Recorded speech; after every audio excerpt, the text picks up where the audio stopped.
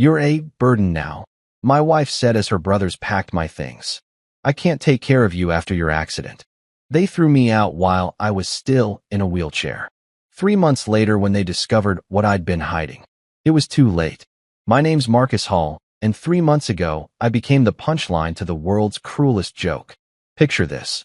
I'm 40 feet up on a construction scaffold, personally testing the fall protection harnesses that my startup company designed, manufactured, and was about to ship to construction sites across the Northeast. I'm the CEO, the lead engineer, and apparently the universe's favorite target for cosmic irony. Because guess what happened?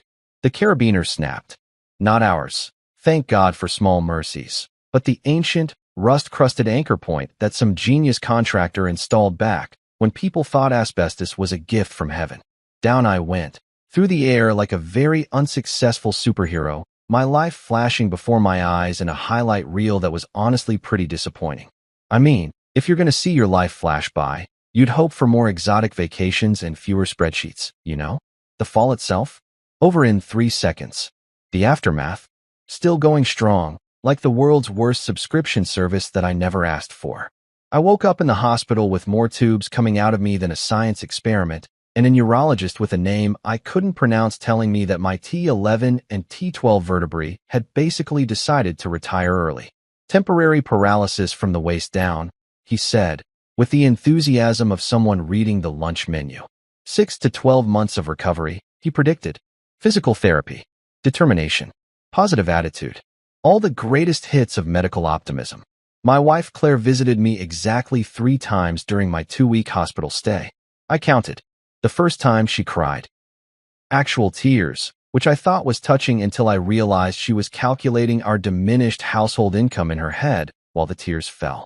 The second visit, she brought practical questions. What's the insurance situation?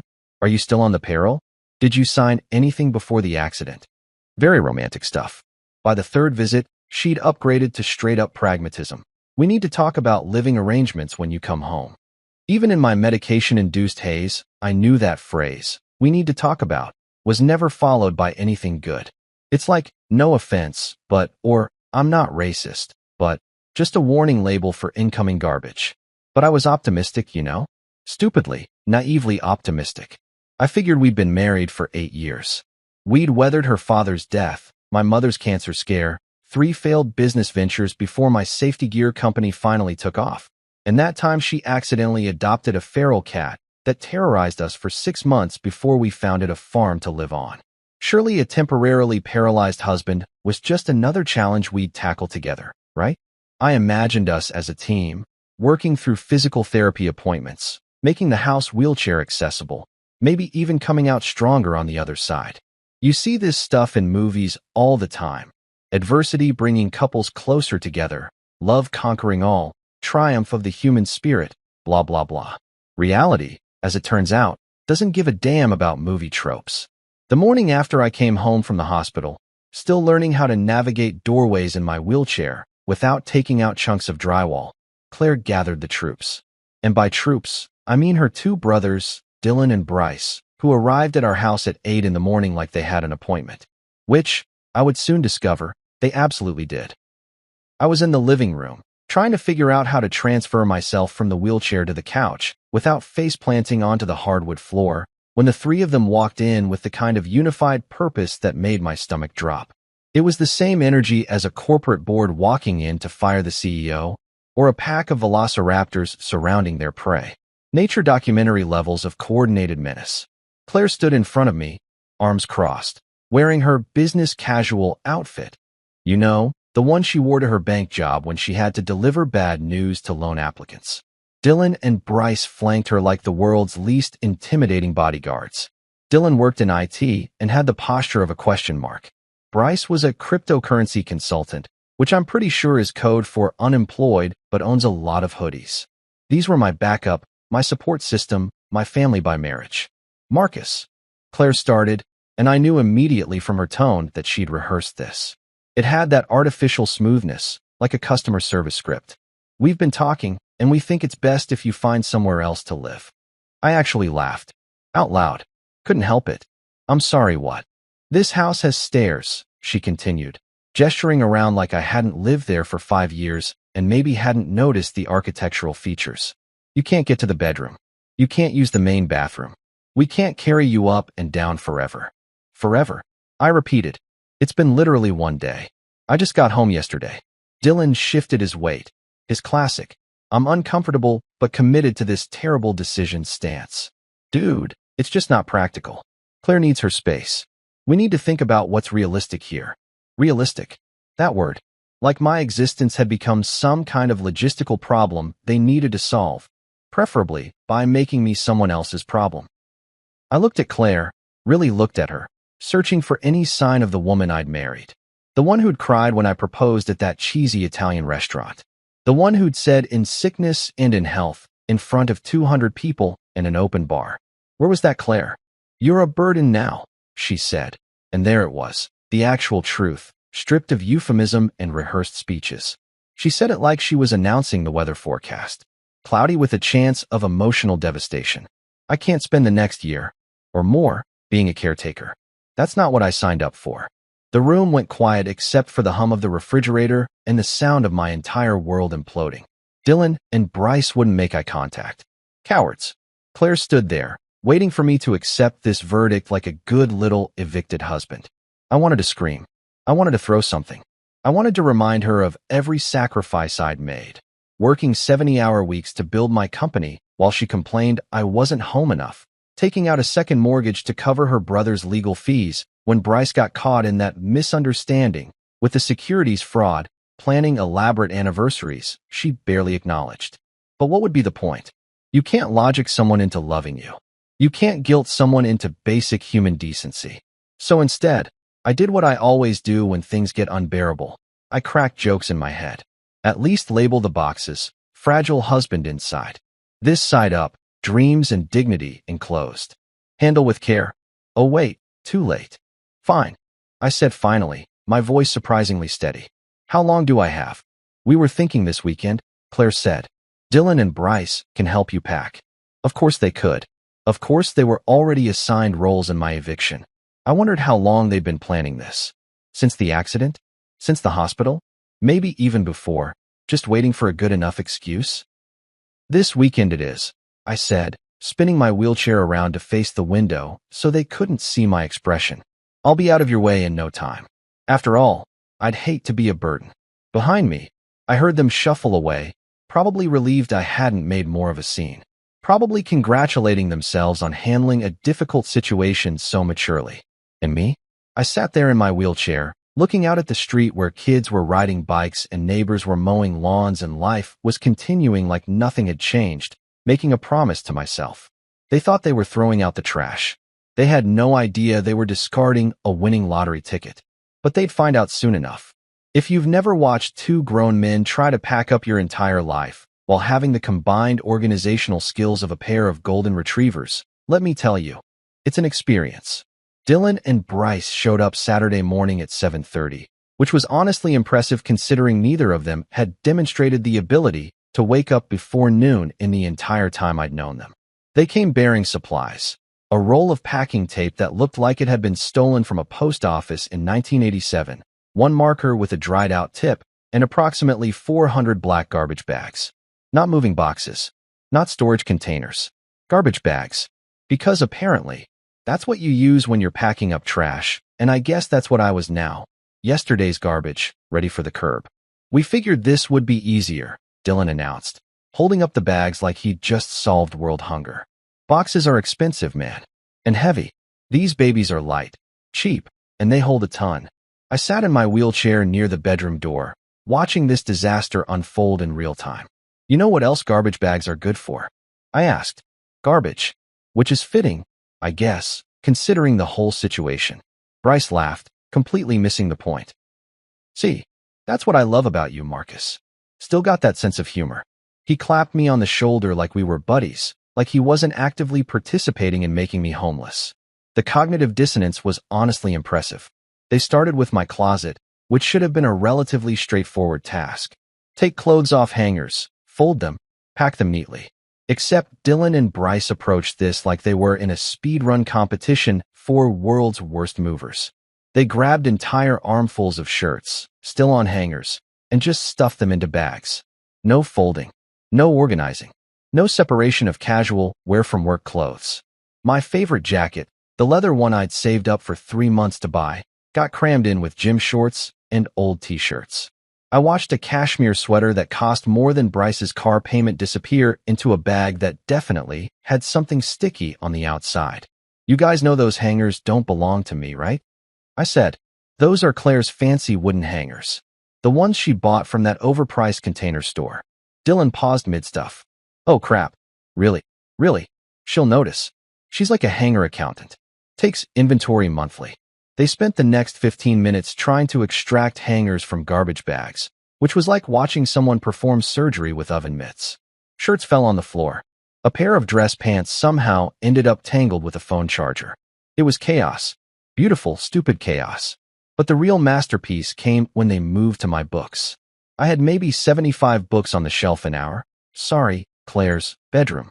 History, business, some fiction, a few technical manuals about industrial safety that definitely aren't bestsellers, but are fascinating if you're into that sort of thing.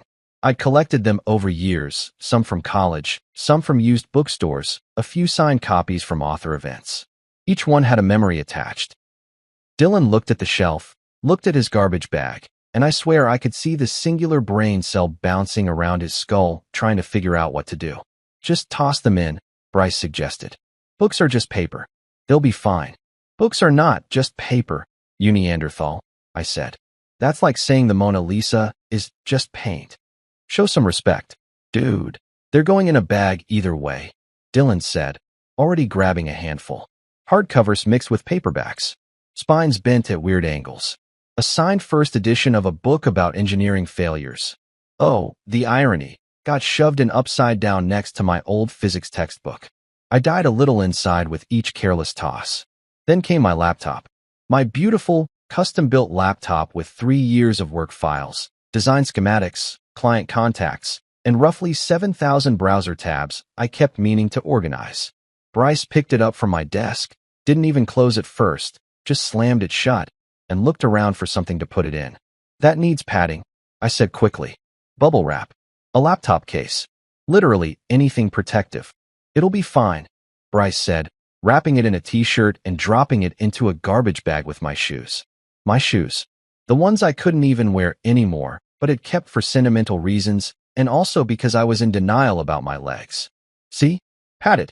I made a mental note to check that laptop immediately upon arrival at wherever I was going, because I guaranteed the screen would be cracked. But honestly, what was I going to do? Well, over there and physically stop them. I tried that earlier when they were packing my kitchen stuff, and I'd nearly gotten knocked over when Dylan turned around with an armful of plates. Careful, bro, he'd said, like I was the hazard in this situation.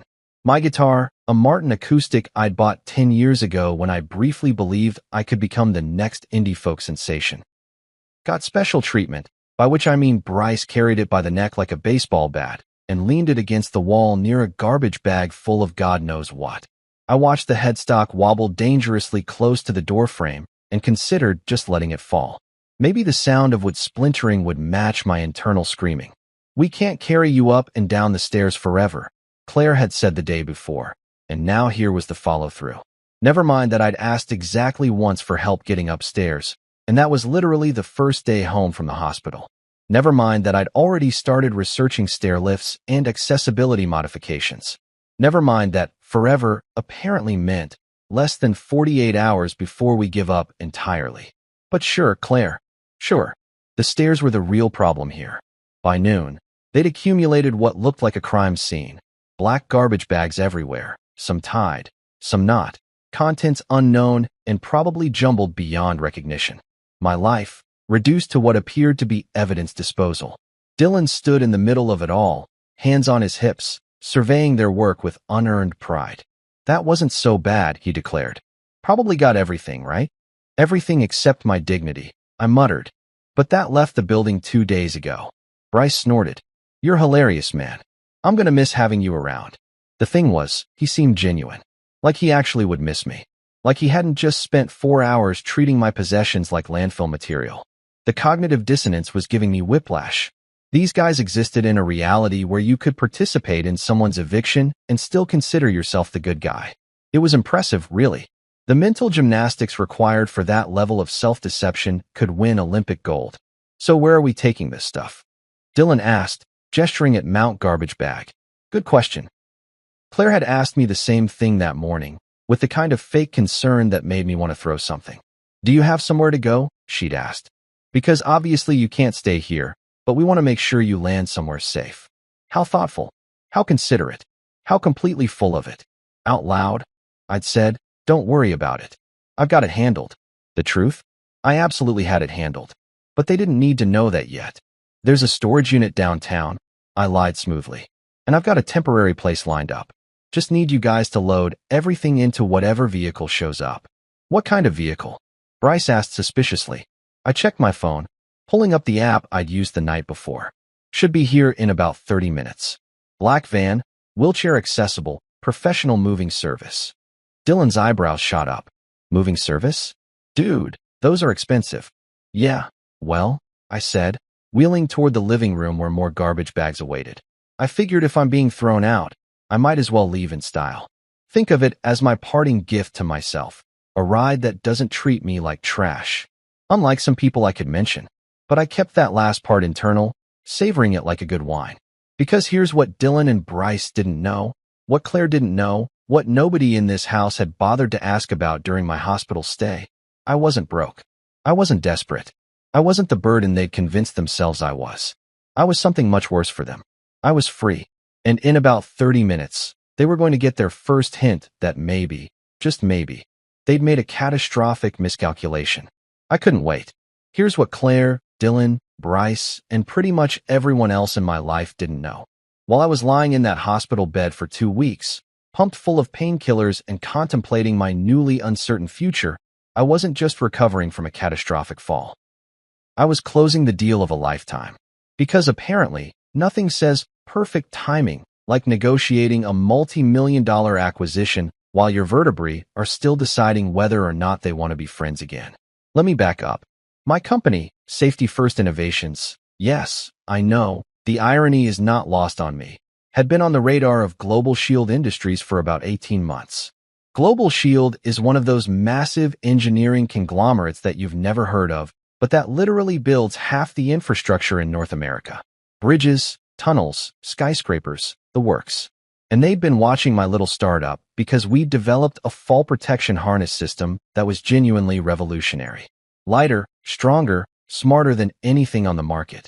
We had sensors that could predict equipment failure before it happened, materials that could withstand impacts that would turn regular harnesses into confetti, and a price point that made us competitive with the garbage equipment most companies were using.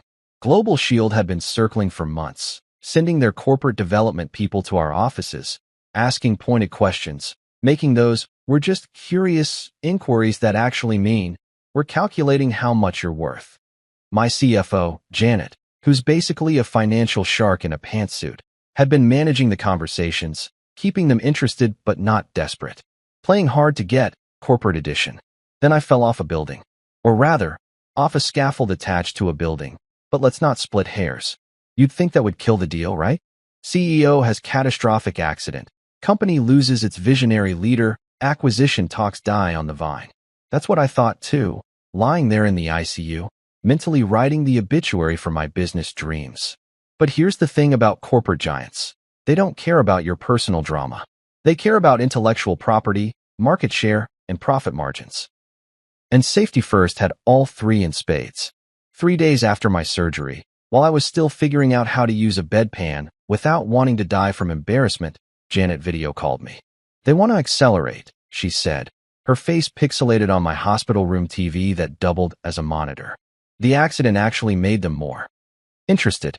Proves the market need. Shows that even the experts aren't safe with current equipment. That's the most capitalist thing I've ever heard." I replied, my voice slurred from medication. My spine explodes and their response is, "Great marketing opportunity." "Welcome to American business, baby," Janet said. "So do you want to hear the offer or not?" The offer was staggering.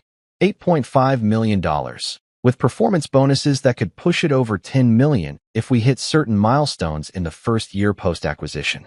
They'd keep the team intact, maintain the brand, and offer me a position as Director of Safety Innovation with a salary that made my previous CEO compensation look like allowance money. The only catch: they wanted to close fast. Sign the papers, transfer the assets, announce the deal, all within 6 weeks. They're worried you might die, Janet explained bluntly. No offense, but if you kick it before the ink is dry, the whole deal gets complicated. Estate lawyers, probate, your wife inheriting everything. They want this locked down while you're still alive and lucid. I'm not dying, I said. The doctors were very clear. Paralysis is temporary. I'm already getting sensation back. Great. Tell that to the lawyers. In the meantime, should I tell them yes? I thought about it for approximately 3 seconds. My company, my baby, my 5-year obsession, being absorbed into a corporate behemoth. It should have felt like surrender, like selling out. But you know what it actually felt like? Freedom. Because I'd built safety first with my own money, my own credit, and yeah, okay, one significant loan from Claire's trust fund that she reminded me about roughly once a week. If I sold now, I could pay her back triple and never owe her anything ever again. Tell them yes, I said. Let's do this. The next 4 weeks were a blur of video conferences from my hospital bed, digital signatures, lawyer consultations, and NDAs thicker than the Bible. Claire visited during some of these meetings. Remember, this was during her brief, concerned wife phase before she evolved into you're a burden mode. But I always muted the microphone and turned off the camera when she was around. Just checking emails, I'd tell her. Work stuff. Nothing important. She never asked for details. Never questioned why I was spending so much time on my laptop when I was supposed to be resting. She was too busy on her phone, probably texting Dylan and Bryce about how difficult this all was for her. Poor Claire, saddled with a temporarily disabled husband. How would she cope? How would she survive this trial? Narrator voice, she wouldn't have to. The deal closed on a Wednesday, exactly 1 week before I was discharged from the hospital. $8.5 million hit my business account, then immediately got redistributed according to the plan Janet and I had worked out. Pay off all company debts. Give generous bonuses to our 12 employees. Set up a trust for ongoing operations. Pay back Claire's trust fund loan with interest. And put a very comfortable chunk into my personal accounts. Accounts that Claire didn't have access to because I'd opened them during my bachelor days and never gotten around to making them joint accounts. Funny how procrastination sometimes saves your life. I also did something else, something that seemed crazy at the time, but makes perfect sense now. I rented a penthouse. Downtown, in one of those luxury buildings that looks like it was designed by someone who watched too much science fiction. 23rd floor, 2-bedroom, floor-to-ceiling windows, and, this is the important part, completely, totally, impossibly accessible. The building had been designed with universal accessibility in mind, which apparently is a thing now in high-end real estate. Wide doorways, roll-in showers, adjustable countertops, voice-controlled everything. It was like someone had built a penthouse specifically for a wealthy disabled person, and I qualified on both counts now. I rented it under my holding company's name, Hall Industries LLC, a shell corporation I'd set up years ago for tax purposes, with a 2-year lease, paid in full. The property management company never met me, never saw my wheelchair, never knew anything except that the money cleared and their new tenant wanted to move in immediately upon discharge from the hospital. Why are you doing this? Janet asked when I told her about the apartment. You have a house. You have a wife. You could use that money for medical expenses, accessibility modifications, actually smart things. Call it a backup plan, I said. Insurance. A safety net. You literally design safety nets for a living. Exactly. I know their value. She didn't push it, which is why Janet is the best. She just processed the payment and kept her thoughts to herself. But I could see her brain working, calculating, probably figuring out what I already knew. My marriage was circling the drain. You don't rent a luxury penthouse as a backup plan unless you're pretty sure you're going to need it. The apartment was ready 2 days before I got discharged. I had it furnished through an online service. Minimalist, modern, expensive. Bed that could adjust to any position. Couch that was the perfect height for wheelchair transfers.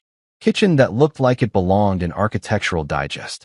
I even splurged on art for the walls, because if I was going to get kicked out of my own house, I was at least going to land somewhere that didn't look like a hospital room extension. Claire drove me home from the hospital, complaining the entire time about traffic, the parking garage fees, how the hospital wheelchair attendant had been rude to her. I sat in the passenger seat, watching the city go by, thinking about my secret apartment waiting for me downtown, my secret bank accounts, my secret new job title that wouldn't be announced for another month. I felt like a superhero with a secret identity.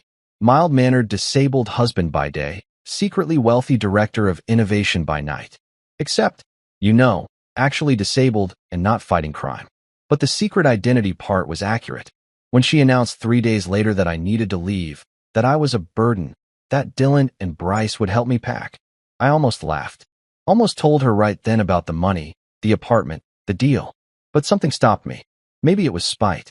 Maybe it was strategic thinking. Maybe it was just the petty satisfaction of knowing that she thought she was throwing away trash when she was actually discarding treasure. So I played along, acted defeated, let them pack my life into garbage bags, watched them fumble through my belongings like they were cleaning out a storage unit. And the whole time, I was thinking about my penthouse with the skyline view, my bank account with more commas than Claire had ever seen, and my new job title that would make her choke on her morning coffee when she found out. They thought they were getting rid of a burden. They had no idea they were evicting their meal ticket, their safety net, and their biggest mistake all rolled into one wheelchair-using package. But they'd figure it out soon enough. Very, very soon. Claire expected a taxi.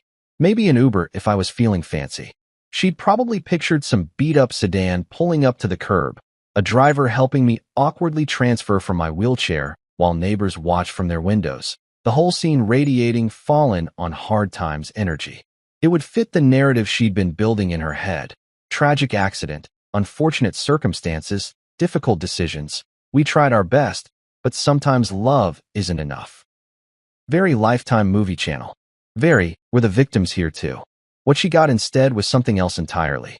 At exactly 1 o'clock, as Dylan and Bryce were loading the last of my garbage bag possessions onto the front porch like they were setting out trash for collection day, a vehicle turned onto our street. Not a taxi. Not an Uber. A gleaming black Mercedes Sprinter van, the kind that costs more than most people's cars, with tinted windows and a hydraulic wheelchair lift that looked like it belonged on a spaceship. It pulled up to our curb with the kind of smooth, expensive silence that only German engineering can produce. The driver stepped out wearing an actual suit. Not a polo shirt, not a hoodie, but a legitimate three-piece suit like he was driving dignitaries to the UN. He was maybe 50, salt and pepper hair, the kind of professional bearing that suggested he'd seen everything and was impressed by nothing. He walked up our driveway, past Dylan who was frozen mid-garbage bag carry, and approached me with a slight nod. "Mr. Hall?" he asked, his voice carrying the kind of calm professionalism that makes you feel like everything is under control even when your life is literally packed in trash bags. "That's me," I said, trying not to smile too obviously. "I'm James. I'll be handling your transportation today. Shall we begin loading your belongings?" Claire had appeared on the porch, her phone in hand, probably mid-text about what a difficult morning this had been. She looked at the van, then at James, then at me, her expression cycling through confusion, surprise, and something that might have been the first inkling that she'd miscalculated something. "What is this?" she asked. "This," I said, gesturing at the van like I was presenting a game show prize, "is my ride. Pretty sweet, right?" Dylan had set down his garbage bag and was circling the van like a kid at a car show, peering at the windows, checking out the wheelchair lift. "Dude, is this like a medical transport?" "It's a private mobility service," James corrected smoothly, already moving toward the pile of my belongings. "We specialize in accessible luxury transportation. Mr. Hall has contracted us for the afternoon." He picked up 2 garbage bags with the kind of dignified efficiency that suggested he'd handled far stranger cargo than my hastily packed life. Bryce wandered over, clearly impressed despite himself. "How much does something like this cost?" James smiled politely, the kind of smile that says, "I'm not discussing finances with you," and continued loading bags into the van with a grace that made Dylan and Bryce's earlier packing job look even more pathetic in comparison. "I didn't even know you knew how to order Uber XL," Dylan muttered, watching James work. I rolled closer to the van, enjoying this more than I probably should have. "Oh, this isn't Uber XL. This is X-Spouse Transport Incorporated," specializing in fast exits from bad marriages. 5 stars on Yelp. Highly recommend their dignity restoration package. Claire's eyes narrowed. She'd developed this expression over the years, the one that said she was doing mental math and not liking the results. Marcus, how are you paying for this? Does it matter? I asked. You're getting what you wanted. I'm leaving. The method of departure shouldn't concern you. It concerns me if you're spending money we don't have on vanity transport when you should be saving for medical expenses. The audacity, the sheer, unfiltered audacity of this woman who was literally evicting me from our house, who'd called me a burden less than 48 hours ago, now suddenly concerned about my financial decisions. I could feel the sarcasm building up like pressure in a shaken soda bottle. First of all, I said, keeping my voice level, there is no we anymore. You made that pretty clear. Second, my medical expenses are covered by insurance, which you'd know if you'd asked literally anything about my situation beyond, when can we get rid of you? And third, I gestured at James, who was now carefully securing my garbage bags with actual tie-down straps like my stuff mattered. I'm an adult with my own bank account. I can order whatever transportation I want. Dylan cleared his throat, clearly uncomfortable with the sudden tension. So, where exactly are you going? You never actually said. Downtown, I replied, which was true but spectacularly incomplete. Got a place lined up. Fully accessible. View of the city. Very nice. Like an assisted living facility? Bryce asked, and I couldn't tell if he was being deliberately obtuse or if that was just his natural state. Sure, I said. Let's go with that. Assisted living. That's exactly what it is. James had finished loading everything, somehow making the pile of garbage bags look almost organized in the van's cargo area, and was now extending the wheelchair lift. It unfolded with a smooth mechanical whir, like a transformer deciding to become a ramp. He locked it in place, tested it twice, then nodded at me. Whenever you're ready, Mr. Hall. I rolled toward the lift, then paused and turned back to look at Claire, Dylan, and Bryce standing in front of the house. My house. Well, our house. Well, her house now, I guess. The place where I'd lived for 5 years, where I'd celebrated promotions and mourned failures, where I'd believed I was building a life. It looked smaller now, shabbier. Or maybe that was just my perspective changing. Thanks for everything, I said, and I didn't even try to hide the sarcasm. Really, you've taught me so much about family, loyalty, and the importance of reading the fine print on marriage vows. Turns out, in sickness and in health, has an asterisk that says, unless the sickness is inconvenient. Claire opened her mouth to respond, probably to deliver some rehearsed line about how this was hard for everyone or how I was being unfair, but I was already rolling onto the lift. James pressed a button and the hydraulic system engaged, lifting me smoothly up to the van's floor level. It was the smoothest, most dignified ascent I'd experienced since the accident. Take that, front porch stairs that Claire said were too difficult to navigate. The interior of the van was absurd. Leather captain's chairs, climate control, ambient lighting, and enough space to park 2 wheelchairs comfortably. My chair locked into a securing system that was somehow both high-tech and elegant. James made sure I was properly secured, handed me a bottle of water from a mini fridge, because of course there was a mini fridge, and closed the door. Through the tinted window, I could see Claire, Dylan, and Bryce still standing there, looking confused and slightly concerned, like they'd just watched a magic trick they couldn't explain. Claire had her arms crossed, her phone dangling from one hand. Dylan was scratching his head. Bryce just looked impressed by the van, because Bryce had the attention span of a goldfish and the priorities to match. James slid into the driver's seat, adjusted his mirrors, and glanced back at me. All set, Mr. Hall. All set, I confirmed. Let's get out of here before they realize they should be asking more questions. He chuckled, actually chuckled, and started the engine. It purred to life with that expensive car sound that's somehow both powerful and whisper quiet. We pulled away from the curb smoothly, no jerking, no sudden movements, just pure German engineering doing its thing. I watched the house shrink in the side mirror. Watched Claire finally pull out her phone, probably to start texting her friends about the weird van and my suspicious behavior. Watched Dylan and Bryce head back inside, probably to raid my former beer fridge. Watched my old life disappear behind us as we turned the corner. First time leaving after a separation? James asked, his eyes on the road but his tone understanding. That obvious? I've driven this route before. Different people, same situation. You're handling it better than most. Yeah, well, I said, settling back into my chair and taking a sip of the fancy water that probably cost more per bottle than my old coffee budget.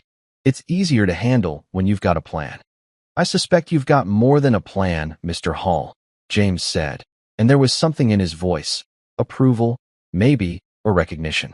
If you don't mind me saying, I've got a few tricks up my sleeve, I admitted. But they don't know that yet. They will soon enough. Yeah, I said, watching downtown skyline come into view through the windshield, glass towers reflecting the afternoon sun.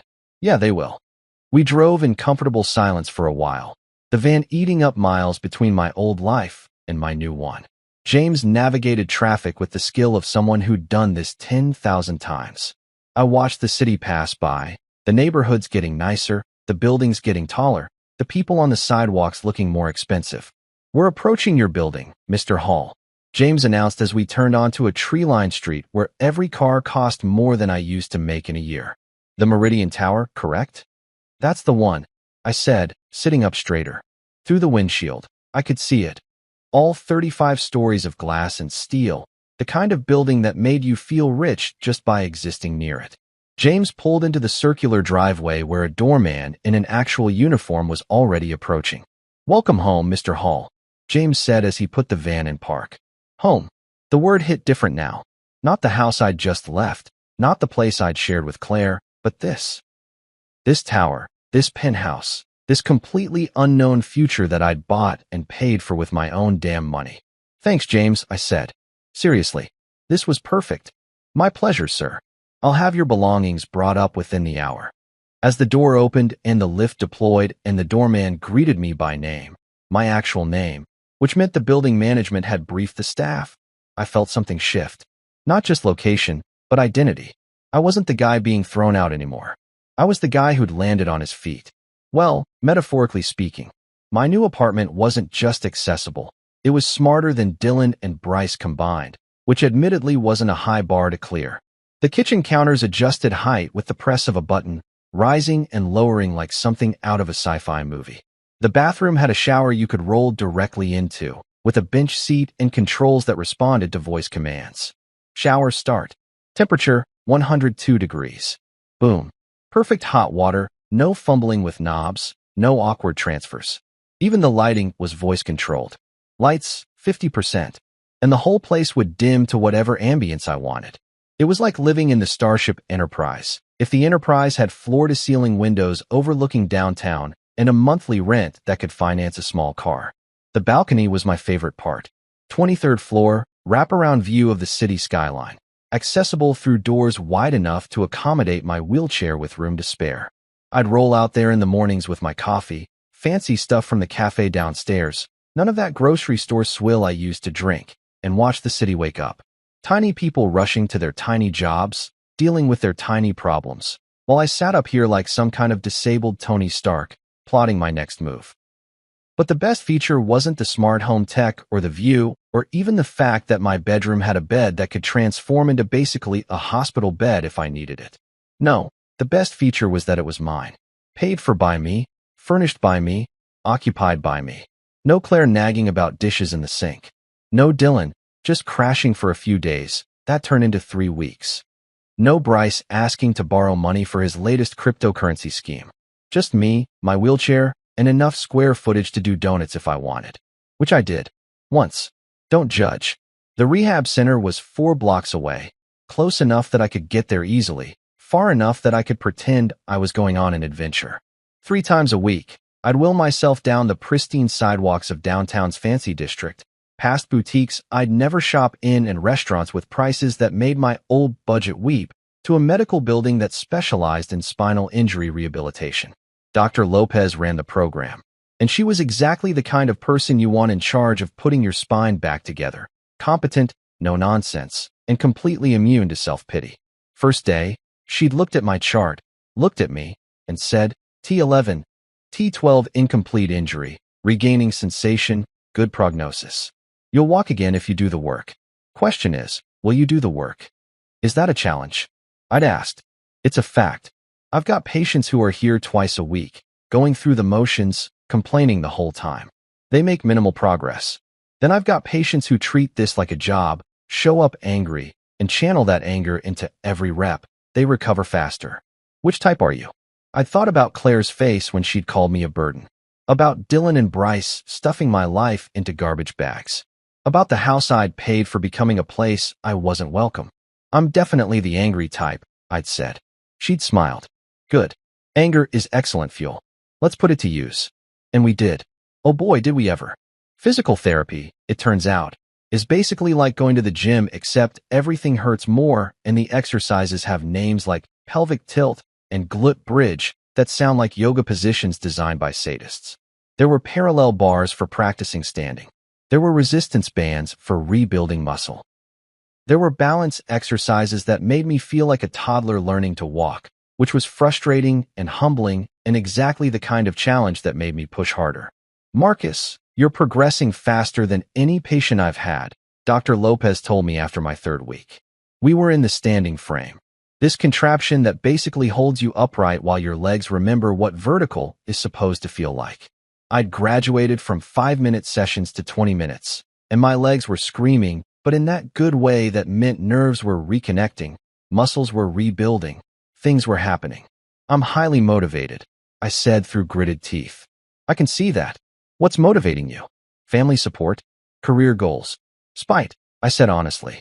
Pure, unfiltered spite. Also revenge. Revenge is a great motivator. She laughed. Well, whatever works. Just don't hurt yourself proving a point. But that was the thing. I couldn't hurt myself. Not any more than I already had been.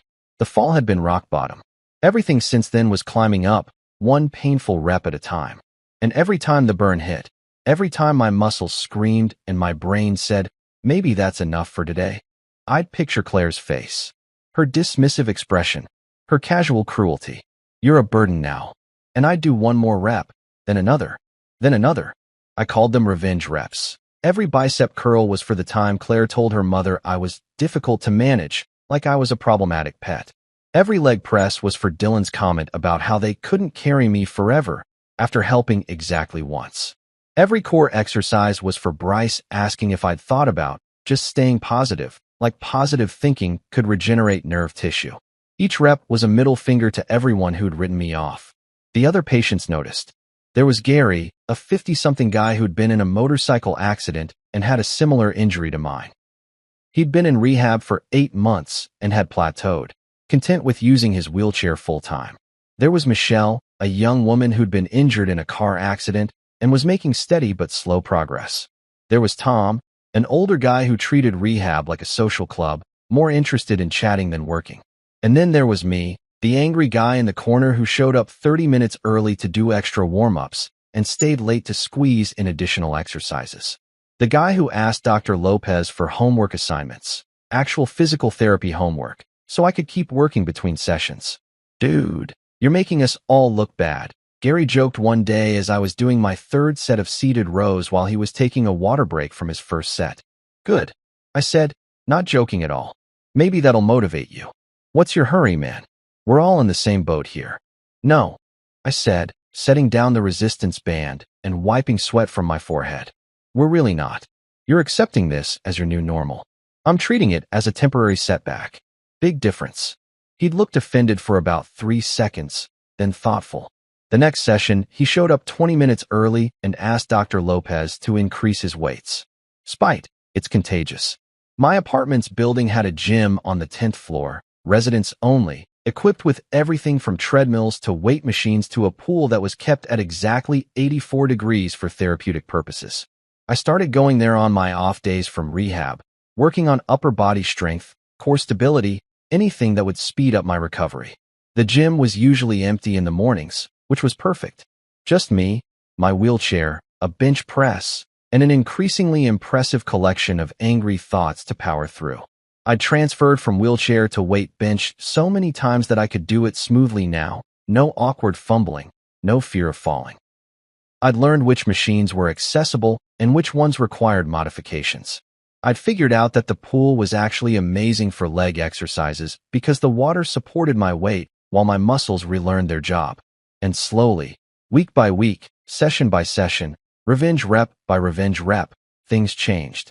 Sensation that had been vague and fuzzy became clearer, more specific. Toes I couldn't wiggle started responding. Muscles that had been dormant started firing. I graduated from the standing frame to standing independently with parallel bars.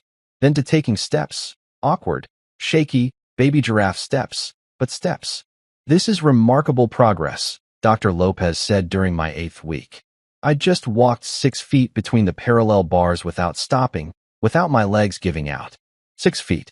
It was pathetic by normal human standards and absolutely incredible by a guy who couldn't feel his legs 2 months ago standards. When can I ditch the wheelchair? I asked. Don't rush it. The wheelchair is a tool, not a prison. You'll probably need it for months still, especially for longer distances.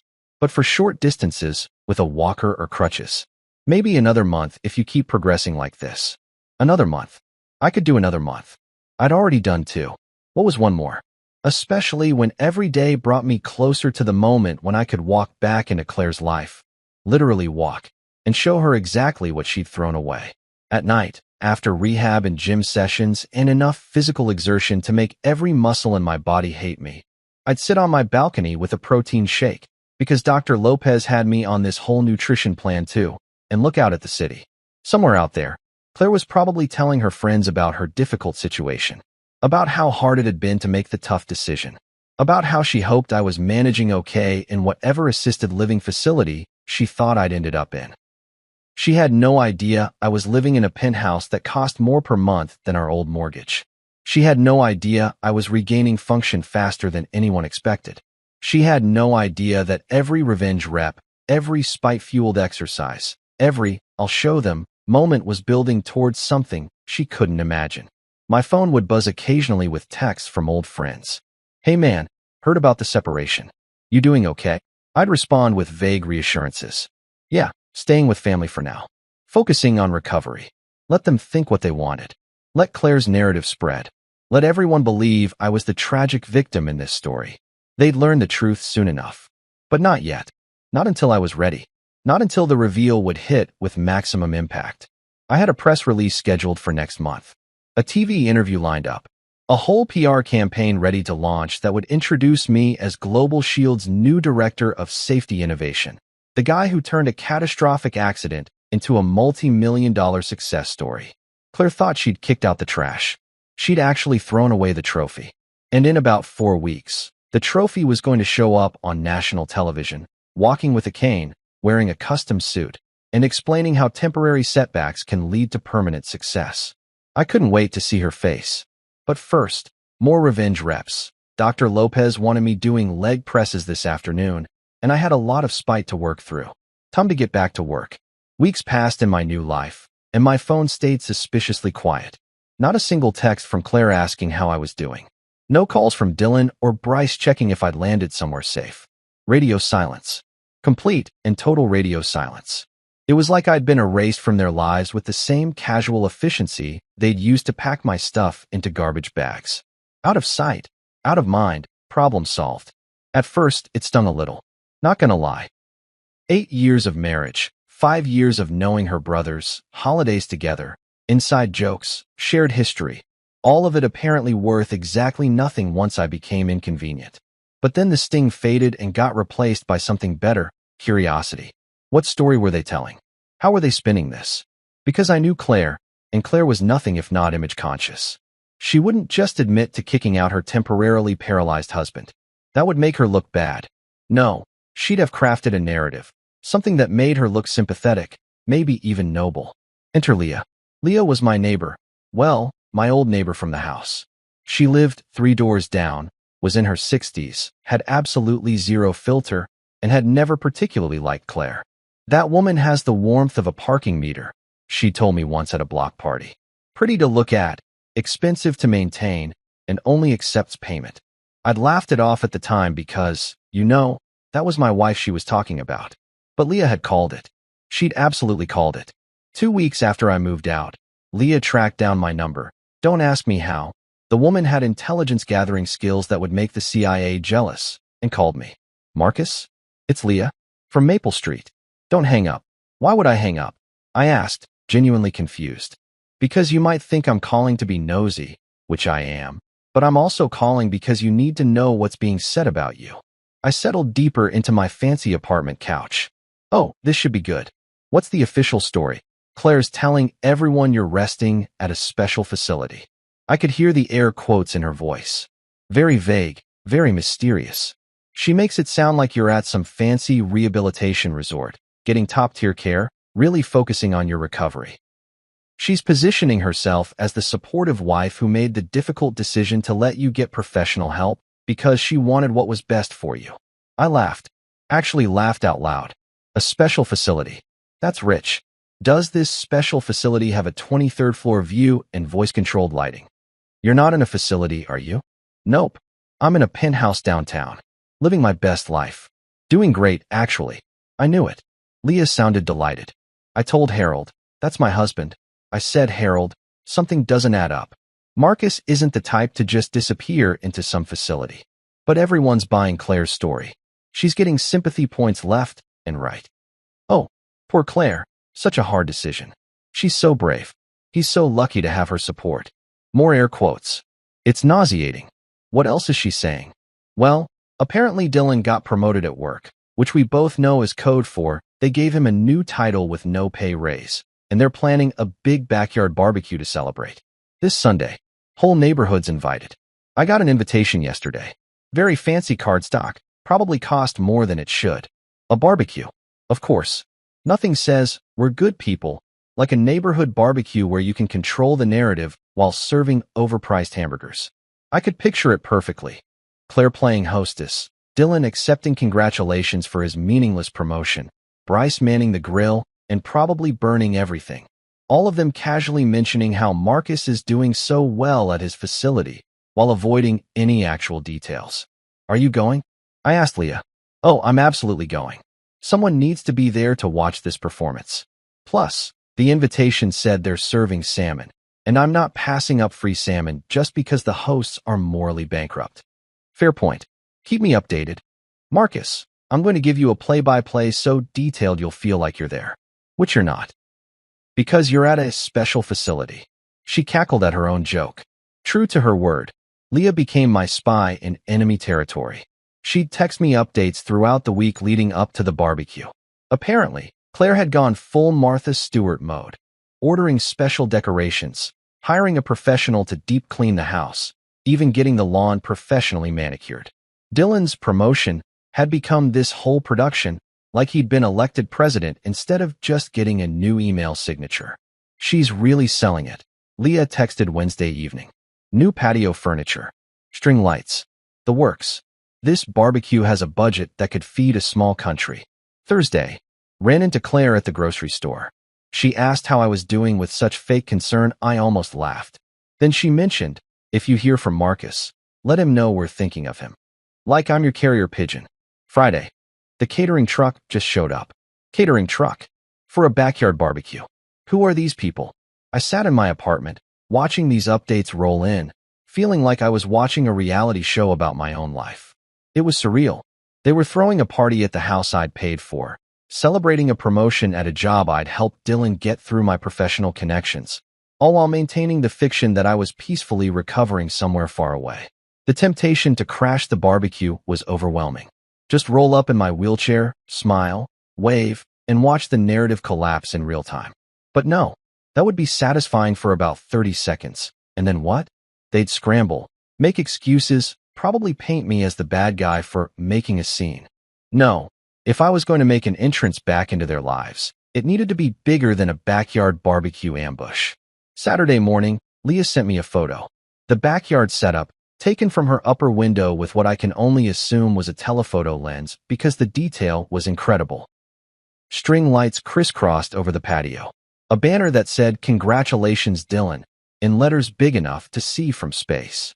Tables with fancy tablecloths. A bar setup that looked semi-professional. It was like they were hosting a wedding reception for mediocrity. This is insane, I texted back. Wait till you see tomorrow. I'm bringing my good camera. For posterity. Sunday arrived, and I spent the morning at rehab, doing my revenge reps with extra intensity because I knew what was happening across town. Dr. Lopez noticed my increased aggression. Something on your mind today? She asked as I powered through leg presses like I was trying to move a mountain. Just thinking about people who underestimated me. I said, well, whatever you're thinking about, it's working. You just did twice your usual reps. By afternoon, I was back at my apartment, showered, sitting on my balcony with my phone, waiting for Leah's intel. The first text came at 2:47 p.m., right when the barbecue was supposed to start. It's begun. At least 40 people here. Claire's wearing white pants. White. To a barbecue. That's a power move. 2:53 p.m., Dylan's giving a speech. About his promotion, which apparently involved taking on new responsibilities and stepping up as a team leader. I'm pretty sure he just got a new desk. 3:15 p.m., someone just asked about you. Claire got this pained expression and said you're doing remarkably well, considering. Considering what? She didn't elaborate. Very mysterious. 3:42 p.m., Bryce is drunk. It's not even 4 o'clock. 4:18 p.m., the salmon is dry. This is what she gets for pretending to be fancy. I was laughing at that last text when another one came through, this one longer. Okay, so Brenda Morrison, you know her, lives on the corner. Just ask Claire directly when you'd be back. And Claire said, and I quote, Marcus needs to focus on his recovery right now. We're giving him space to heal without any pressure. It's what he needs. Then she did this sad smile thing like she's the hero in a Hallmark movie. I nearly threw my salmon at her. Space to heal. Right. Because kicking me out and packing my stuff in garbage bags was such a healing gesture. The reframing was actually impressive in its audacity. She'd taken, we threw him out because he was inconvenient, and transformed it into we're nobly sacrificing our desire to have him home because we care so much about his recovery. It was a masterclass in spin. More texts rolled in throughout the afternoon. Stories about how people were praising Claire's strength. How Dylan was basking in attention for his meaningless promotion. How Bryce had indeed gotten drunk and was now telling anyone who'd listen about his cryptocurrency investments, which everyone was politely ignoring. The last text came at 6:32 p.m. Barbecue's winding down. Final assessment. Claire successfully maintained her narrative. Everyone thinks she's a saint and you're convalescing peacefully somewhere. Dylan got a fancy watch as a congratulations gift from his parents. Bryce passed out in a lawn chair. The salmon was still dry. I'm going home. This was exhausting. Thanks for the intel, I texted back. Seriously, this was weirdly therapeutic. Anytime. When are you going to blow up their little fantasy world? Soon, I typed. Very soon. I set my phone down and rolled to the edge of my balcony, looking out at the city lights starting to twinkle as the sun set. Somewhere out there, Claire was probably cleaning up from her barbecue, satisfied with her performance, comfortable in her narrative. Dylan was probably admiring his new watch. Bryce was probably still passed out. They had no idea what was coming. My PR team had scheduled the press release for next Sunday, exactly 1 week away. The timing had been strategic, big enough gap after the acquisition closed that all the legal stuff was finalized, but close enough that the momentum was still there. The press release would go out Sunday morning, hit all the major business news sites by noon, and trend on social media by evening. And I'd scheduled my Good Morning America appearance for the Monday after that. Prime time, millions of viewers, national exposure. 1 week. They had one more week of their comfortable narrative, their sympathetic story, their version of events where they were the good guys making tough choices. Then reality would hit like a freight train. I pulled out my phone and texted Janet. We still good for the press release next Sunday? Her response came back immediately, locked and loaded. It's going to be spectacular. The photos turned out amazing. You look like a CEO superhero. Perfect, I texted. Let's make some noise. I allowed myself a moment of petty satisfaction, imagining next Sunday. Claire, probably sleeping in after whatever Saturday night plans she had, waking up to text messages. Friends sending links. Is this your Marcus? The press release photo. Me in a custom suit, sitting in my wheelchair in the Global Shield boardroom, looking confident and successful and very much not at a special facility. The barbecue narrative was cute. Impressive, even. But my counter-narrative was about to be legendary. 1 more week of physical therapy. 1 more week of revenge reps. 1 more week of building strength, both physical and strategic. And then the world would learn that the guy they'd thrown away was actually the prize they'd lost. I almost felt bad for them. Almost. The week leading up to the press release felt like Christmas Eve when you're 8 years old and you know there's a bike waiting for you under the tree. Except instead of a bike, I had a carefully crafted public announcement that was about to detonate Claire's entire narrative like a controlled explosion. And I wasn't 8. I was a grown man with a vendetta and a PR team that knew exactly what they were doing. Janet called me Wednesday to go over final details. "We're releasing Sunday at 8 a.m. Eastern," she said, all business. That hits the early news cycle, catches people checking their phones over coffee, and gives it all day to spread. By Monday morning, it'll be everywhere. And the photo made it through legal? I asked. The photo was crucial. Me in my wheelchair, custom charcoal suit, signing the contract at the Global Shield boardroom table. Professional, powerful, and very obviously not wasting away in some vague, special facility. Legal loved it. Said it humanizes the story without being exploitative. Shows disability as part of your identity, not the whole story. Plus, you look like a total badass, which doesn't hurt. "I am a total badass," I said. "Sure, Marcus. Whatever helps you sleep at night." Thursday, I had a particularly brutal physical therapy session. Dr. Lopez had me doing gait training, basically relearning how to walk with proper form instead of the awkward stumble I'd been managing. It was exhausting, frustrating, and exactly what I needed to channel my nervous energy. "You're distracted today," Dr. Lopez observed as I worked my way down the parallel bars for the 15th time. "Big week coming up," I said, focusing on putting one foot in front of the other. Left foot, shift weight. Right foot, shift weight. Simple in theory, incredibly difficult in practice when your nervous system is still rebooting. Work-related? You could say that. More like life-related. Career. Public perception. Petty revenge. The usual. She laughed. "Well, whatever it is, use it. You just walked 20 feet without stopping. That's a new record. 20 feet. A month ago, I couldn't feel my legs. 2 weeks ago, I could barely manage 5 feet. Now 20. Progress, powered by spite and the knowledge that Claire's comfortable little world was about to get very uncomfortable. Friday evening, Leah texted, "Claire's having people over tomorrow. Saw her at the store buying wine. Lots of wine. Think it's another celebration." "Who knows?" I texted back. "Maybe they're celebrating my successful recovery at my special facility. Can't wait to see her face on Sunday. I'm setting alarms. This is better than the Super Bowl." Saturday, I did something I hadn't done since the accident. I bought new clothes. Real clothes, not just the athletic where I'd been living in for physical therapy. I called a personal shopper. Yes, that's a thing. Yes, I used one, and had them bring options to my apartment. Suits that looked good sitting down. Shirts that didn't bunch weirdly. Pants that actually fit over leg braces. Shoes I could slip on without help. "You're preparing for something big," the shopper, whose name was Madison, observed as I tried on the third suit jacket. "Press appearance Monday," I said. "National TV. Need to look the part." "Well, you're going to look incredible. This charcoal gray is perfect with your complexion. Makes your eyes pop." "Very. I'm successful and I know it." That's exactly the vibe I'm going for.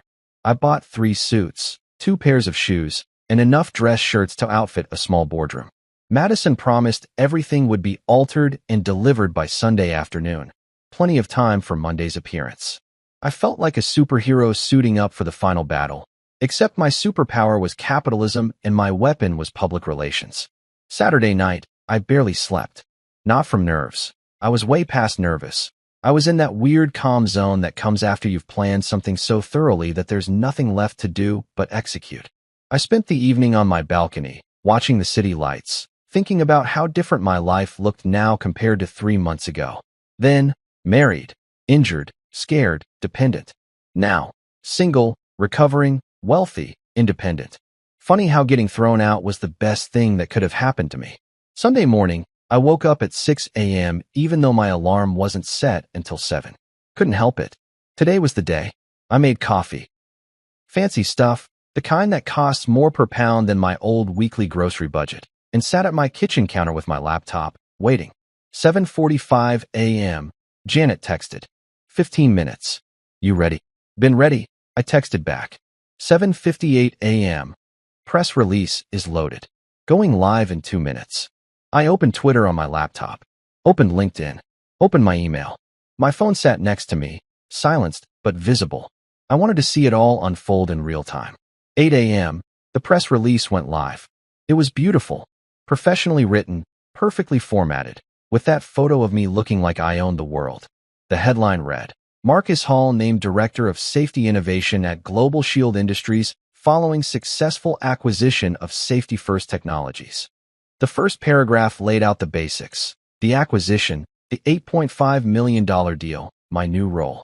The second paragraph talked about my background, my credentials, the safety equipment I designed. The third paragraph, this was Janet's genius, addressed the accident directly. Hall's commitment to safety innovation was reinforced by a personal experience in March when he was injured while personally testing equipment at a construction site. Sometimes the best insights come from the hardest moments, Hall stated. My injury gave me a deeper understanding of the real-world challenges our clients face. I'm more committed than ever to creating safety solutions that actually work. The fourth paragraph mentioned my recovery, my continued work during rehabilitation, and my excitement about the new role. The fifth paragraph had quotes from Global Shield CEO about how valuable I was, how innovative my work had been, how excited they were to have me on the team. And at the bottom, in smaller text, Hall will be appearing on Good Morning America Monday to discuss the acquisition and the future of workplace safety innovation. It was perfect, inspirational without being sappy, professional without being boring. And most importantly, it made me look like exactly what I was, successful, capable, and very much not someone who needed to be thrown away. I watched the press release hit the newswires. Within minutes, it was on Business Insider, then Bloomberg, then Forbes.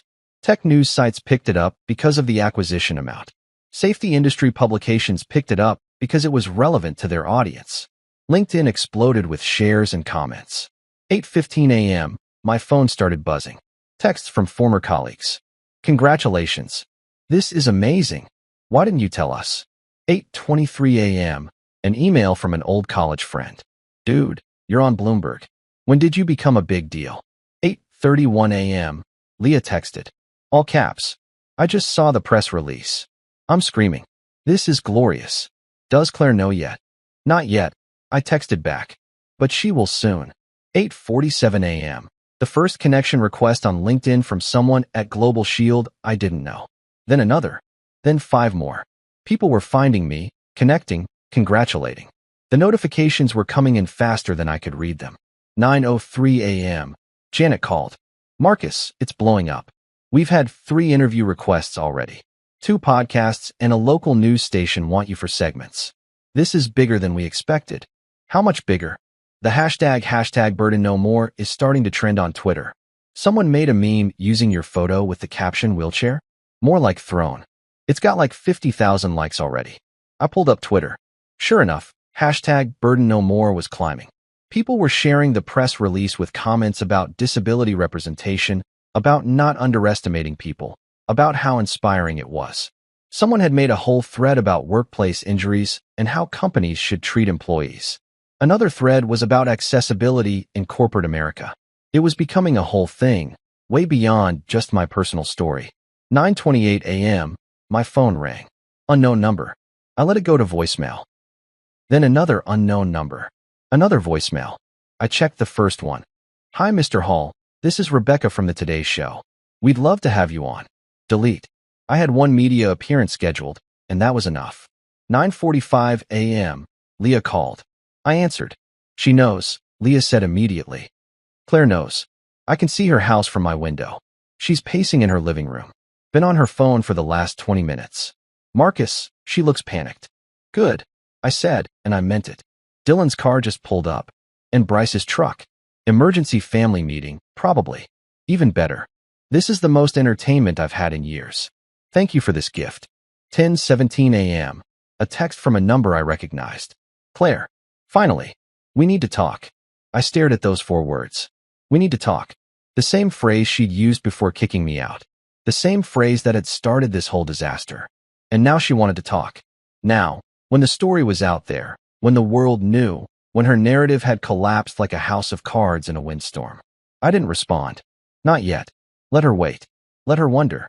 Let her feel a fraction of what I'd felt when she'd stood in our living room and called me a burden. 10:33 a.m. Another text from Claire. Marcus, please. This is important. 10:41 a.m. We had no idea about the deal. You should have told us. Should have told them. That was rich. I should have told them about my success so they could what? Not kick me out. Treat me better? Benefit from my good fortune?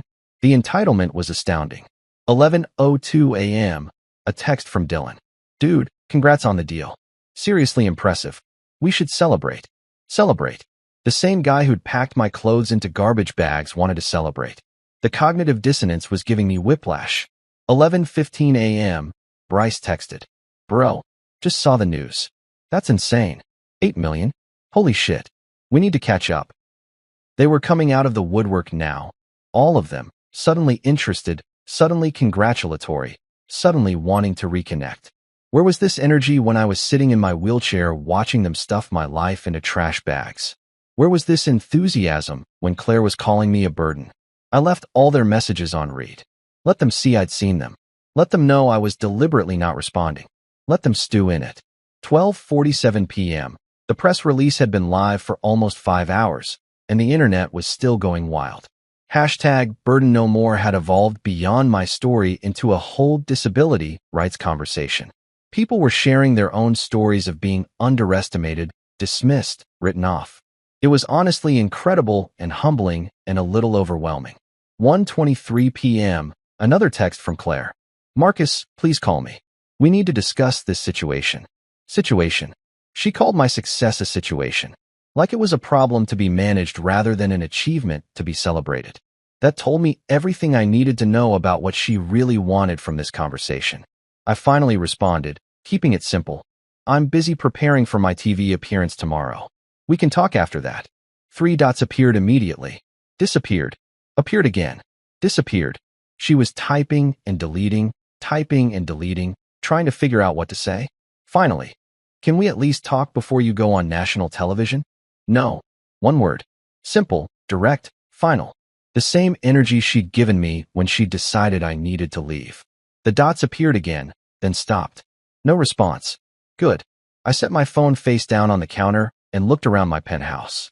The afternoon sun was streaming through the floor-to-ceiling windows, making everything look like it was glowing. My new suits were hanging in the closet, ready for tomorrow.